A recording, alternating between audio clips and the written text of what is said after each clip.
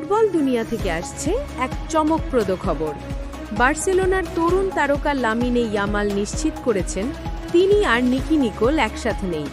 সাম্প্রতিক এক সাক্ষাৎকারে ইয়ামাল বলেছেন, আমরা এখন একসাথে নই, আমরা শুধু আলাদা হয়ে গেছি, এতটুকুই। তিনি আরও যোগ করেছেন, আমাদের বিচ্ছেদ হয়েছে অনেক আগেই, সব গুজবের আগে। আমি কারো প্রতি অবিশ্বস্ত হইনি। ইয়ামাল আর নিকি নিকোলের সম্পর্ক শুরু হয়েছিল এ বছরের শুরুতে। তাদের একসাথে দেখা যেত অনেক জায়গায়, ম্যাচে, ইভেন্টে আর সোশ্যাল মিডিয়ায়। কিন্তু কয়েক মাসের মধ্যেই সেই সম্পর্কের ইতি টানলেন তারা। নিকি নিকোল ইতিমধ্যেই তার সোশ্যাল মিডিয়া থেকে তাদের সব ছবি মুছে ফেলেছেন।